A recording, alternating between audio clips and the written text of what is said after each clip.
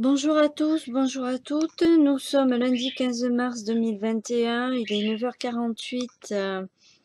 Bon, alors je vous appelle parce que de plus en plus il y a des choses complètement délirantes.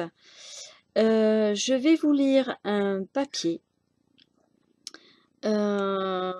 qui a été partagé donc par l'association Les Amis, enfin pas de compteurs communicants.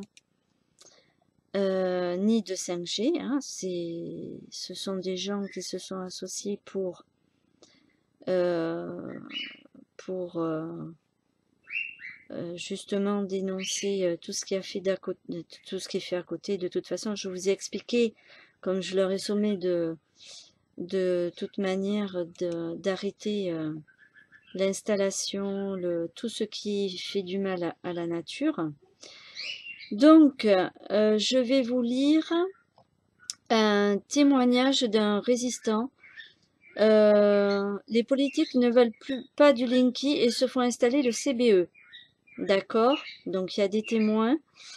Les dires de l'installateur confirment qu'Enedis a bien des CBE en stock. Et ça, c'est de Manuel Bourrin. Salut à tous, ce message pour vous dire qu'il faut tenir bon. D'accord?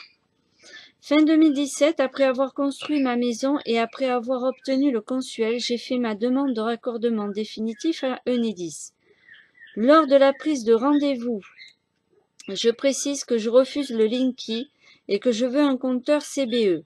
Là, on me dit que ce n'est pas possible, qu'il n'y a plus de CBE, que le Linky est obligatoire, etc. Vous connaissez la chanson. La bataille commence. J'envoie mon refus au siège d'Enedis et comme ça n'avance pas, je rejoins le collectif anti-Linky de Saint-Étienne. Malgré des discussions avec le directeur de l'agence de Saint-Étienne, où je précise que j'ai 2 enfants dont un nouveau-né, ça n'avance pas. Enedis ne tient pas compte de mes demandes.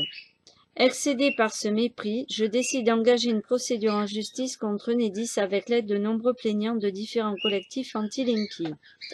Ne voulant pas être prise au dépourvu, j'ai enchaîné mon compteur de chantier qui est dehors avec des panneaux d'avertissement. Après 4 ans de résistance, j'ai reçu un appel m'informant que le directeur territorial d'Enedis avait pris la décision de m'installer enfin mon CBE.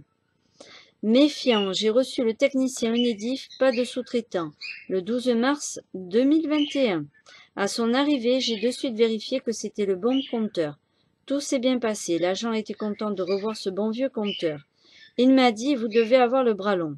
Car quand il remet des CBE chez des clients, c'est soit des hommes politiques ou des gens qui ont des liens avec du personnel Enedis haut placé qui refusent le Linky.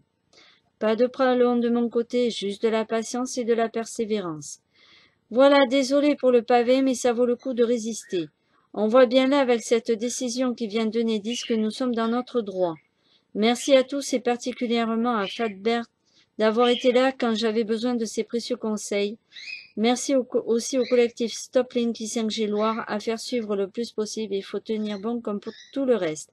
Vous savez mes amis, je vais engager une procédure. Voilà, et puis je vais aller voir le collectif de ma commune, enfin de ma région, et puis je vais le faire. Voilà, ça vous dit? Informez-vous, continuez, tenez bon, et surtout, informez-vous. À bientôt.